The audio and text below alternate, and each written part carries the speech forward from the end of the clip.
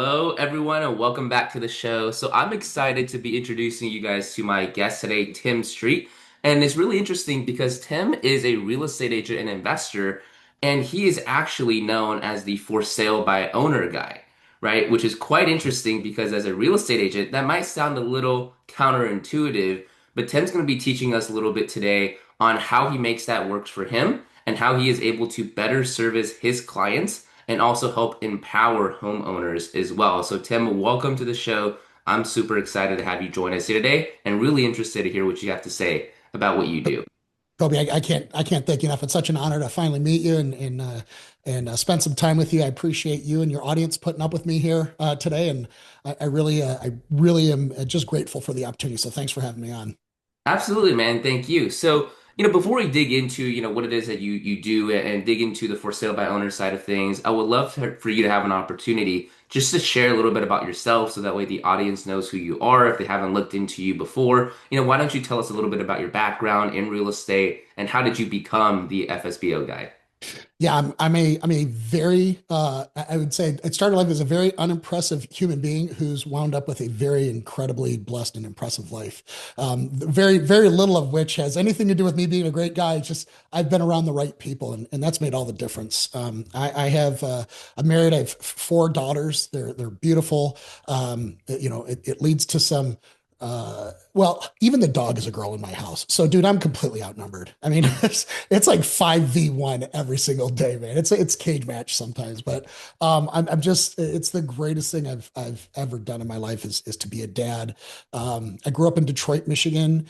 There's no way that college would have been in the financial cards, so I went right in the Marine Corps. After the Marines, I became a Federal Air Marshal for a while, right after 9/11.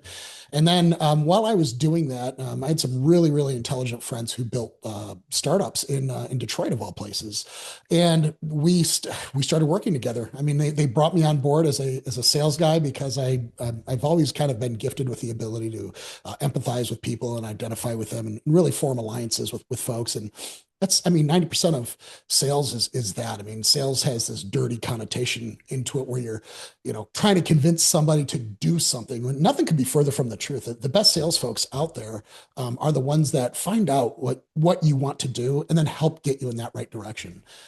So that's ultimately what led me into that space, and we enjoyed a lot of success. It was a lot of living out of suitcases and some exciting times where I'm in the room negotiating against people I have no business negotiating against, and sometimes we would win. Like we'd walk out with these signed contract. And Kobe, I'm like, how the hell did we pull that off? It's nuts. And after that, I decided to, and you'll probably laugh at this. I decided I wanted a quieter life, so I became a real estate investor. Oh my gosh, what a pain. One of the biggest pain points of being a real estate investor was not only just finding the deals. Actually, those were kind of easy to find. It was finding an agent that had my level of expectations met for negotiation, hard work, chasing down a deal. And the reality is I just never found any. I'm sure they're out there. It wasn't my experience. So I was so disenfranchised with the idea of a real estate agent that I became one. Nobody said I was the brightest guy in the world, but that's what I did. And actually, it worked out great. It was a giant life hack. I was able to go and find my own deals, negotiate my own deals, put my commissions as capital working into the deal, which, as real estate investors know, every dollar you throw in is leverage. So it's a compounding effect. It's a beautiful thing. So here I am. I have these three short-term rentals now. Then I mean, it's not like I'm a magnet or anything. I have just a really small portfolio, but it works brilliantly. And in the process of doing this, I started helping people buy and sell homes. And after a while, after doing it enough times, I got to the point where life is good for me. Life is great, and I'm at the point now where I'm just I want to give back. So I've decided to start helping people sell on their own and teach them how what I did as a successful agent, all the things that I learned coming up in the startup world, and how to position those lessons as a way of selling their home on their own. And some people can do it without an agent. A lot of people can't. And I've always been a firm believer of enabling people to their own gifts. So if they can do it, hey, more power to them. If they can't, we should be here to give them a soft landing to help them when they can. Right, absolutely. I think that's really interesting, right? Because you come from an investor's point of view, right? Where you were an investor first, and then you got your real estate license afterwards and became an agent, right? There's a lot of people out there who, if they're doing both sides, you either come from the agent side first and then invest, and then there's a lot of people who are the same journey as you, right? Where they're an investor Yeah. first and then get their license. So do you think, that had maybe a little bit to do with, kind of what you're working on now, where you're, able to kind of see things from the homeowner's perspective, from somebody who, maybe isn't, involved as a real estate agent, but they have real estate or maybe they own a few properties and they don't really want to work with an agent, but you have the experience in doing that where, you're able to kind of conduct real estate without a real estate license or without having an agent, and you're able to help them, kind of do it on their own. So here's how I approach this problem. There's my wife is a real estate agent, and some of my best friends are. And there's some of the most wonderful ethic. My wife is literally the best human being I've ever met in my life, and so there's there's a lot to be said for finding a great agent. But every organization, including agents, including investors, including Marines, we all have a bottom 10%. And sometimes, these reputations that we get, they're not necessarily deserved, but I can understand why we have them. And a lot of people think that real estate agents are overpaid. I've heard it over and over again. You want how much money to open a few doors and put a home on a website? Now, those of us on the inside, and I'll tell you, I'll be 100% honest. I believe that before I became an agent, that's what I thought. And then I did the job oh my gosh, it's insane how much actually goes into it. Now, there are those agents out there who completely skate by. They don't work hard for their customers. And I guess that's fine. That's what you're going to do. But when I get into things, man, I chase down every line. I like to just really sink my teeth into things. So Liz and I, we worked extremely hard for our customers. And we would get my list to sold price ratio when I was last selling homes was 102.3%, which I was getting on average above asking price for the homes I listed. And again, we were usually under contract in the first weekend. This is in a market where the average time on market was about 70 days here in Florida. And the average list to sold price ratio was about 89%. So we were earning that. I mean, it was not easy, but it was a blueprint. It was a sequence of steps that I had established early on in my startup career, and then taking all of those success steps forward into the real estate life. I was able to do that. So today when I look back, I'm in a position where I'm like, what do I really want out of life? And as I become older, and my first little girl's in college now, and my youngest little girl is turning 9, and it makes me look at life through a different lens than I necessarily did 20 years ago when I was just nothing but like red meat and the next kill. Everything was go, go, go.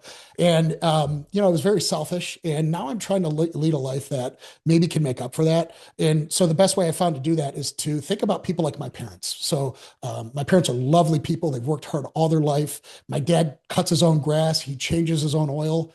Well, they have nothing but time. And if I could give them the blueprint, the sequence to sell their own home, why shouldn't they keep that $30,000 in commissions? Why shouldn't they put that toward retirement or a college fund? I mean, one of the greatest gifts that I could ever imagine is getting a letter from one of my students saying, hey, thanks to you, our son is going to college instead of the Marines, or, we're going to be able to retire on time. I mean, that is such a beautiful gift. And that's so much more to me than a commission check at this stage in the game. That's really what I've devoted my life to. Yeah, absolutely. And I think for a lot of clients, right, a lot of homeowners, that's a choice that they have to make, right? Whether or not they want to work with an agent, because some people they value, their money more than, maybe the quote unquote convenience of working with Yes. a real estate agent, right? And then they're able to do it themselves. Maybe they like to do DIY, right? And then have actually a great time, maybe promoting or, selling their house for sale by owner as well. So I think it's really cool what you're doing, right? Because you're offering value to people, but you're also able to support them if they find that they want to work with an agent as well, which, at the end of the day, they would obviously want to work with somebody like yourself who is helping empower them, right? In the Right. in the beginning where, they may or may not need an agent instead of just trying to force them to go one direction rather than the other. Would you say so? Well, yeah, Kobe. I mean, that's it right there. I mean, very early on in my life, I read a book, and it basically boiled down human nature, and it was basically, we love people who will throw stones at our enemies, and love who we love, and all that boils down to is empathy. It's the golden rule. It's do unto others. So when I approach any situation with a homeowner, the first thing I do is I bring, compassionate honesty. And it sometimes sounds brutal, but when I work with people, I tell them, look, I'll be 100% honest with you. Selling by owner might be the dumbest thing you could ever do in your life. And here's why. 90% of the people who sell by owner fail. And the ones who actually do sell, I don't call it a success because they're selling at about 11% less than their professionally represented counterparts. So, in what world would anybody that has a good heart advise people to go and through such a failure-ridden route? And so I always tell, I'm like, listen, you have to be darn sure you're ready to commit to this because it's a lot of work. Now, if you're willing to do the work, I mean, I sold a house for a guy who rebuilt automatic transmissions in his garage. I mean, I'm like, dude, you do not need me. You are so much better and smarter and more capable than me. But it's like you said, there's a comfort level there, and there's a certain time value of money. If you're looking to save $30,000 in commissions, but you make $50,000 a day as a cardiologist, and you're going to take a week off work to prep your home, I'm going to call you an idiot. No, you're not doing that, man. Get your butt to work, save some lives, and pay some real estate agent what they deserve to sell your house because they're going to work their butts off for you. If your house is in the middle of a legal dispute, maybe it's a probate thing, or maybe it's a divorce, maybe there's a judgment against it.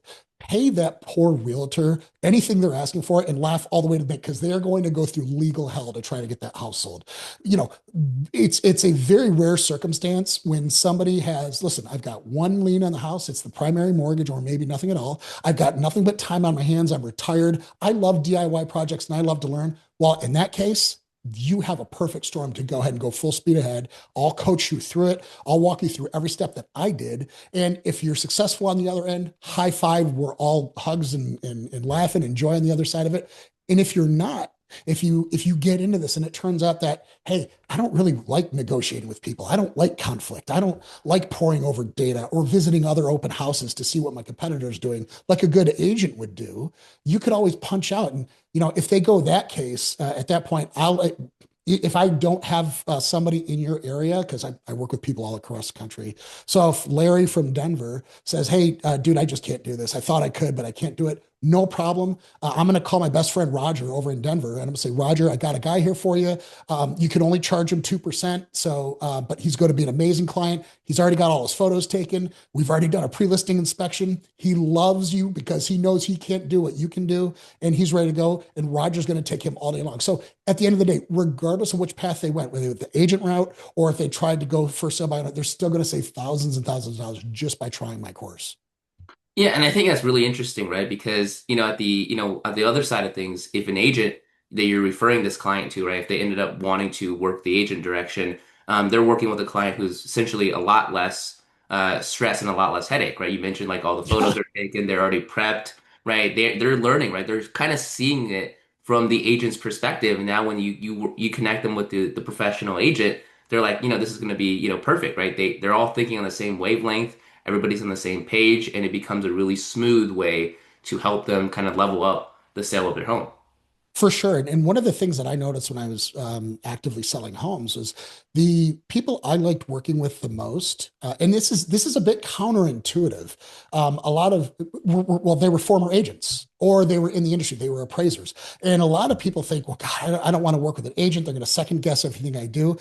I didn't experience that at all. I found that these people valued what I did because they'd been through the trenches themselves. And so when I'm hand delivering a referral to somebody who has been through the trenches and they've admitted they've thrown up their hands and they've surrendered and they said, Kobe, I can't do this. I didn't have any idea how tough this was.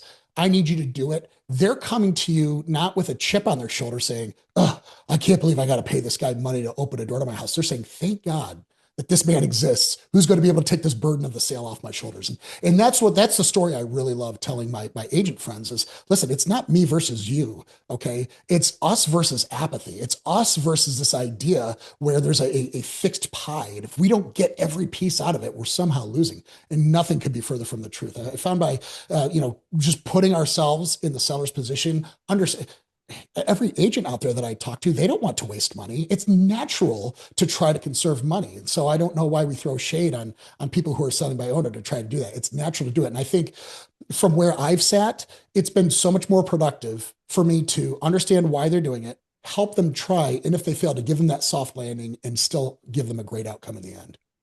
Right, absolutely. Because now you guys, like you mentioned, you guys are on the same wavelength. It's Yep. easier, right? If somebody, it's a completely different conversation than kind of handling objections or trying to convince somebody right off the bat to do something that they Yep. already kind of set their minds to that they want to do, versus now where it's, they've tried it, you've empowered them to try it, and then now they're like, wow, I actually kind of really want to work with you. It's almost like they have to convince you to be their Yes. agent, right? Which is a Yes. completely different dynamic than the first one, which is what I think, 99% of agents are doing with for sale by owners out there. Yep. And it's, the funny thing about that is I imagine one of the ways this was explained to me, I can't even, I sit there and tell people, yeah, I never went to college, but I've probably spent well over six figures on education through all the coaching and programs I've been through to learn how to be a better negotiator, how to be a better entrepreneur, how to do better and all things. And one of the things I did, I took an incredible course in real estate. It was amazing. And the coach taught me about imagining yourself on a timeline, almost like you're on a flat piece of land and you have your position here and your other guy position there that you're negotiating with, and then there's the goal right in the middle. Well, what's easier? Is it easier to pull him over to your side or to get behind him and push him to your side? And if there's two people pushing toward an object instead of two people pulling against it, it's always going to be easier. So by positioning yourself as an ally, and you can't, by the way, don't be slimy.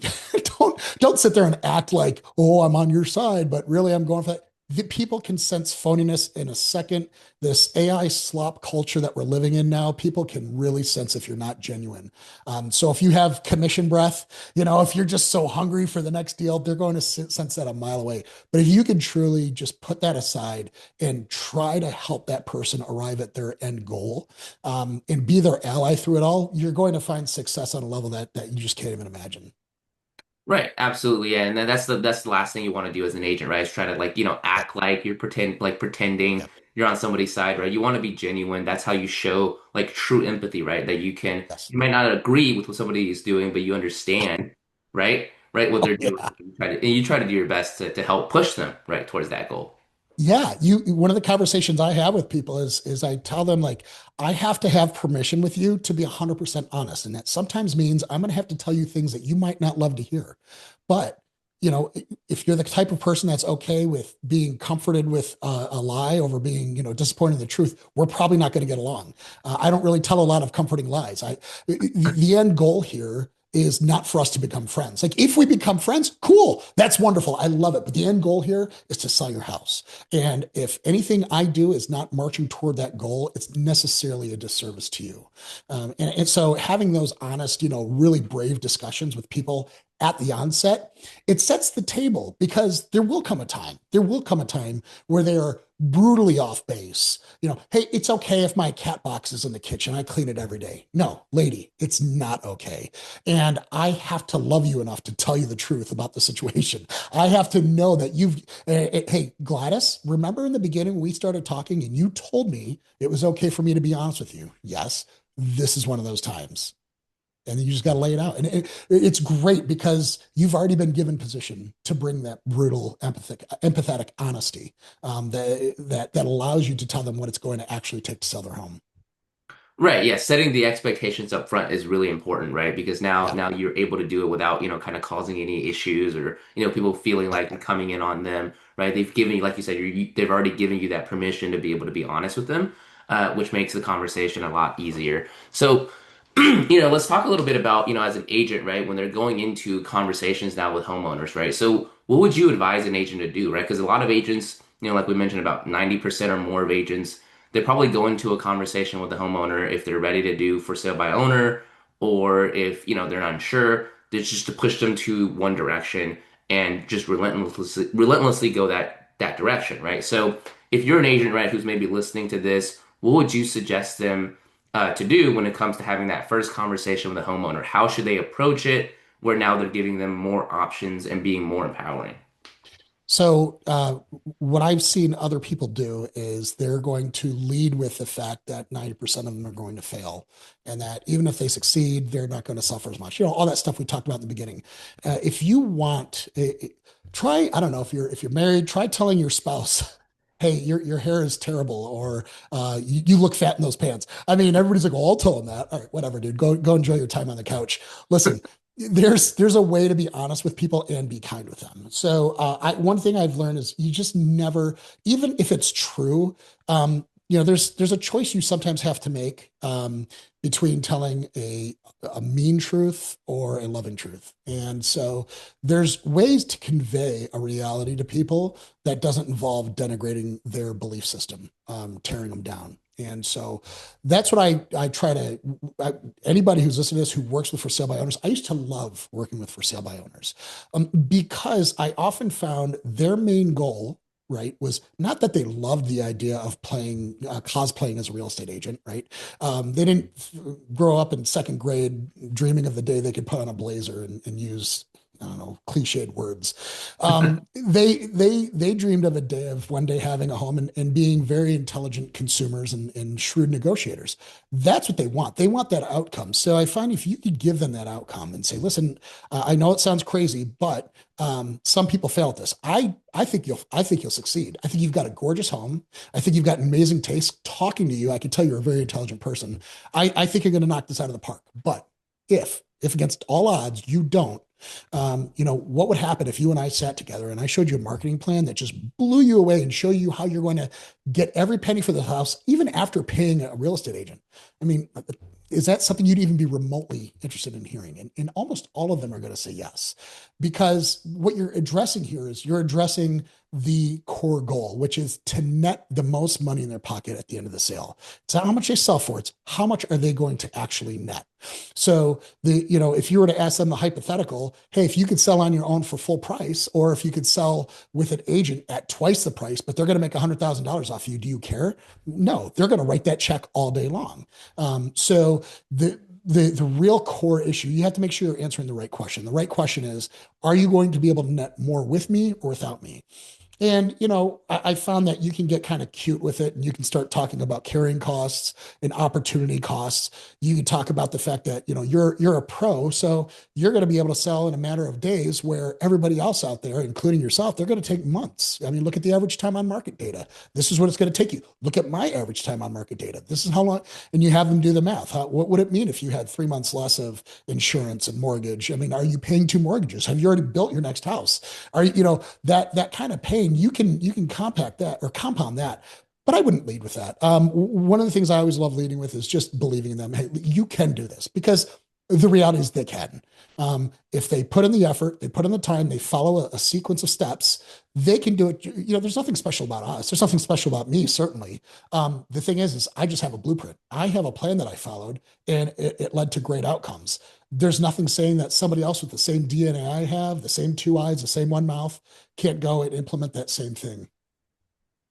Right, exactly. I think most agents, out there, regardless of what they say, believe that as well. I guess they came up as somebody who's brand new to the industry as well, and then they learned how to do these things. And then, if you can learn how to do these things, you can probably teach it to somebody else who can do these things, right? The only difference is you have a real estate license, which allows you to do this for other people, whereas somebody who is doing, this for sale by owner, they're able to do it legally. Right, for their own home as well. So it's something that you can teach to other people. And I think for agents out there to just instead of hiding away from that, to shine a light on it, to make it very transparent, and then just let the consumer decide whether or not they want to do it, I think is very powerful, right? Because, if you're somebody who is out there and you're maybe trying to sell your house and you're interviewing like five different agents, or five different agents have approached you, and then the one agent comes in and they're like, I actually believe that you can do this on your own. You don't need an agent, but if you want to, right, we're here for you. That's a completely different conversation and frame of mind, that the client is listening to you versus the other four agents who are out there trying to get you to sign on a dotted line before they even enter the house, essentially. Yeah. And they're going to remember you because you're so different than everybody else who came there. And, go there and truly serve. I mean, seriously, you can't just, these aren't motions that you're going through. I want you to imagine that this person is paying you $50,000 for as a consultation. And you go in there and you spend an hour or two with them. You learn about them. You go through their house with you, and you give them feedback. Hey, you probably don't know this because it's natural. You become nose blind after a certain time, but that bathroom back there smells musty. We need to air that out. You might not know this, but when you put your for sale by owner ad on Zillow, make sure that you put your phone number here, because if not, they're just going to connect you with a buyer's agent and they're going to expect 3% from you, or whatever they're going to expect from you. Um, Go there and serve them, and truly do that with no expectation at all. And this has really kind of been the X factor for me when I really think about it. Is I found that I've performed my absolute best when I release myself from all expectations of a result. So when I go give a listing appointment, my best listing appointments of all time were when I finally matured to the point where I just told me, this isn't mine. This, I don't own. See, a lot of people that go in with the mentality of, I cannot lose this listing appointment. I cannot lose. Guess what, Chief? You don't have it to lose. It's not yours. You don't have it to begin with. So, what you have to go in there and say, regardless of the result, whether I'm granted the opportunity to represent this person or not, I'm going to go in there and give my level best on explaining to them why I'm going to work harder for them than the next guy. And that's it. And you have to absolve yourself of any expectation that this thing is yours. When you go in there with the prior assumption that, hey, this is mine, and now I have to confirm the fact, you're going to have a lot of pressure in that it gives you sort of an air of arrogance, and you don't even know it. You might, and I'm not saying you're an arrogant person. This happens to the best of us. This happens to children who are the essence of innocence. When they feel like they're entitled to something and they feel like they own something, it brings an air of arrogance to it, and that turns people off. So walk into that place. Know that it's not yours. You can earn it, but it's not yours to begin with. And if you lose all fear of losing it and not winning, it just makes your presentation, it's so much more genuine. It makes you a human being and allows people to kind of have no walls between you and them for them to connect with you. And that's ultimately what's going to win a deal for you. Right. That's what I think makes you a professional versus somebody who's just kind of, going out there trying to do it just for the results, because a professional will do it with the best of their abilities, regardless of the situation, regardless of, the results, and versus somebody who's coming into a presentation and they feel like they're entitled to that transaction, they're entitled to that commission. It's a completely different presentation, right? First, you're Yeah. putting you're putting a ton of pressure on yourself, right? Because you feel like it's something you already have when you don't actually have it. And then, like you said as well, when you're speaking to the other person on the other side, they can feel that as well. They can feel that you're trying to, basically just trying to get them over here, by all means possible, Yeah. because you feel entitled to their business. And I think that's not, it's not great for your business, obviously, but it's also not a great way to, go out there and serve clients, because that's, I think I will say that's kind of the opposite of being a true professional, right? Which is just Oh performing yeah. and focusing on the task. Yep. Yep. Yeah. So, when you're going out there, right, and then you mentioned you coach these, a lot of these clients through the for sale by owner process and coach them through. So for an agent out there, right, maybe they've spoken to a client and they're ready to essentially, the client's ready to go out there and sell the home on their own. What would you suggest for the agent to do to maintain contact with them, right, to be able to support them throughout that process, right? Because sometimes an agent, they might have other clients they are actually actively working with. So how do they devote their time to these people where they're actually helping in a different way as well? So 90% of an agent's business is going to come from follow-up. And when I look at ultra high producing friends of mine, one thing I've seen them do that is so different from everybody else is they don't approach things transactional. So a new agent will go out there, they'll make a single cold call, they'll make contact with that person, they'll go visit their home even. And if it doesn't go exactly the way they want, they're on to the next thing. What a real pro does, and if you there's so much money left on the table from lack of follow-up, just so much. And I think a lot of people feel awkward. They feel like they're being a burden, they feel like they're annoying the person.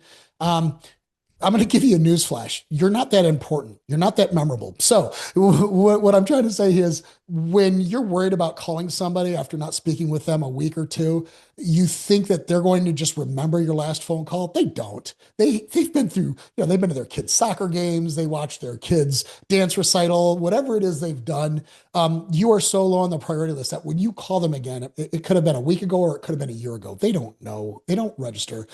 Sure, we'll be there. There will be the occasional crotchety Joe out there who chews your ear off, and you just don't call those people. You don't have time for them in your life. That's fine.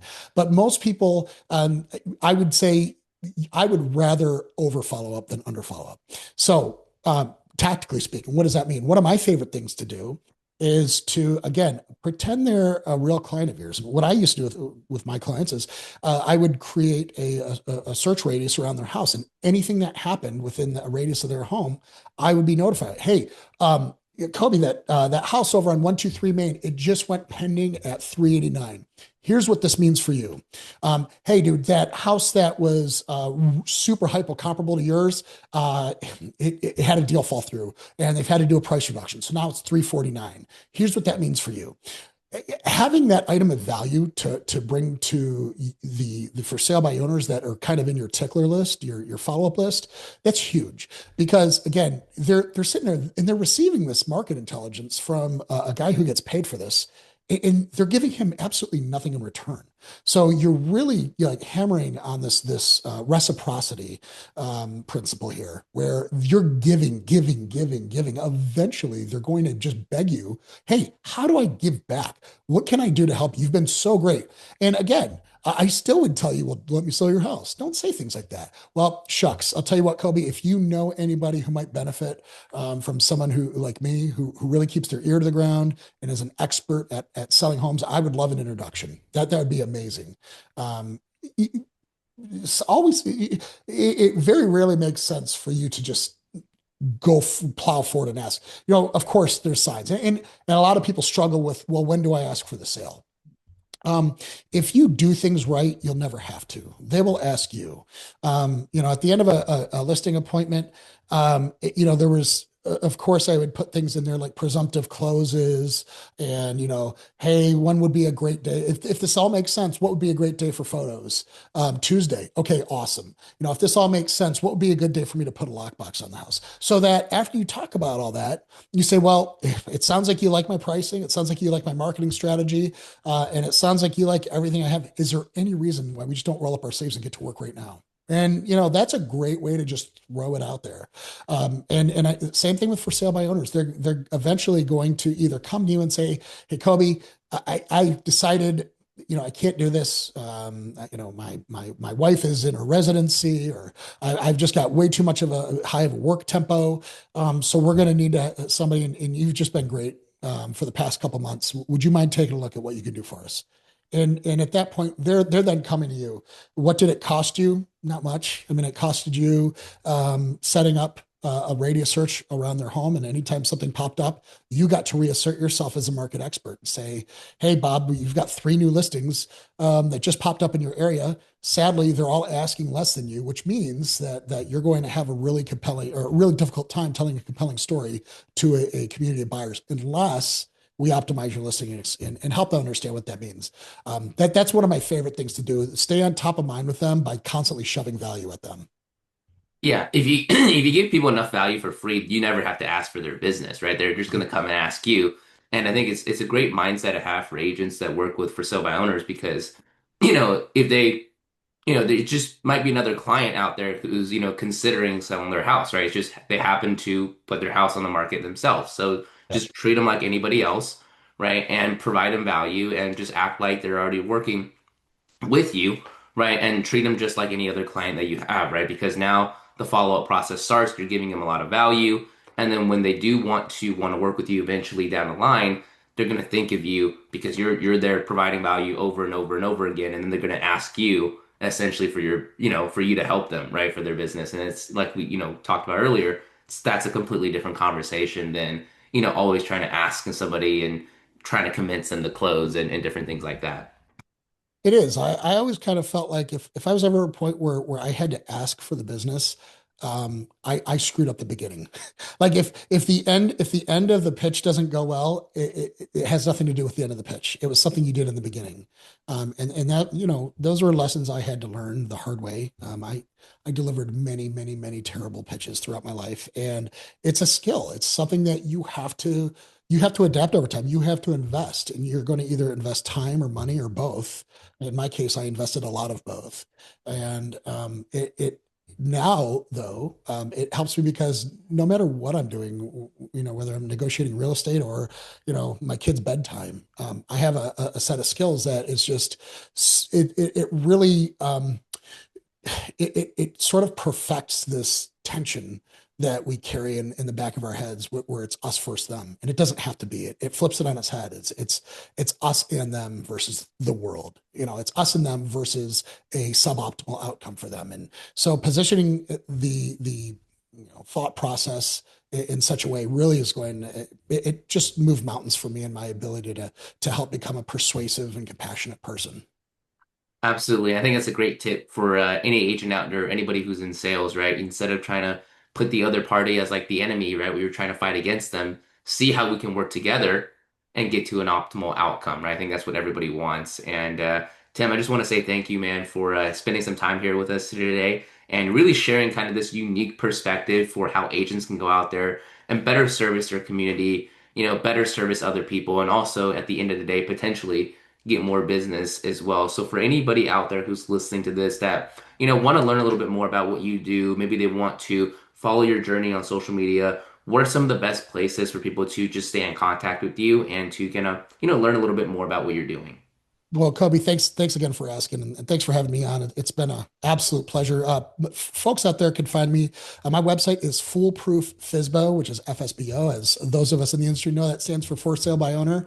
And I've made it as foolproof as possible for anybody to be able to do it. So if you go to foolprooffsbo.com, that is my main website.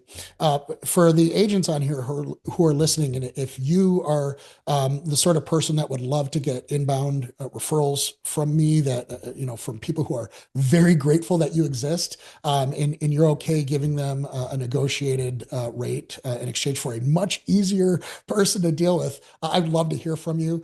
Feel free to shoot me an email, tim@foolprooffsbo.com, or you can always book a call with me. If you go to foolprooffsbo.com/booking, you can get a hold of me there. Just grab a time on my calendar. And I'd love to talk to you about what we're doing to help people out there and figure out a way it's going to make it work for you. I work with everybody across the country. The final thing I'll say is if you're not an agent and you have considered doing this, I will tell you, as I alluded to before, this could either be the smartest idea you've ever had or the dumbest idea you've ever had. And one of the great ways for us to kind of delineate those two options for you is I've got a 2-minute quiz on the website, foolprooffsbo.com/quiz, 7 questions. And it's really a mindset quiz. And it's going to tell you, do you have the mindset and the lifestyle that's going to allow you to do this successfully? And if not, it allows you to get in contact with me. I'll introduce you to a professional in your area. Again, even though we don't necessarily have a relationship, I'll still negotiate on your behalf. I'll find you an agent who will work with you at a reduced commission. And again, we'll still try to save you thousands, even if we don't ultimately work together. Absolutely. We'll make sure to leave the links to that in the description and the show notes down below so that way people can find you easily. But Tim, other than that, man, I just want to say thanks again for being on the show. Before we let you go, is there any last pieces of advice, just any last little nuggets you want to leave with us here today? The it actually, yeah. It came to me this morning. I wake up every morning at 4 in the morning and I ride to the gym and I ride home. It's a good 10-mile round trip, and it gives me a lot of time to think. And what I would tell people is next time you're out riding or driving or something, just turn everything off. Turn everything off. Turn off your radio, turn off your phone, turn off your podcast, which is hard for me, by the way, because I am so addicted to podcasts. But I'm constantly, I noticed that today I didn't bring my AirPods with me. And I was riding home and I just had one of the most amazing experiences just reconnecting with nature and myself and God, and just like letting just be, man. Just every once in a while, turn it all off, turn off the noise, and find out what your inner voice is telling you. That would be my little nugget for today. And it only happened. I'm only giving it because it happened this morning and it happened to touch me. So maybe there's a reason you asked me that. Absolutely, man. Thank you so Yeah. much, Tim. Thank you for tuning in, and we'll see you in the next show. Take Thanks, care. brother.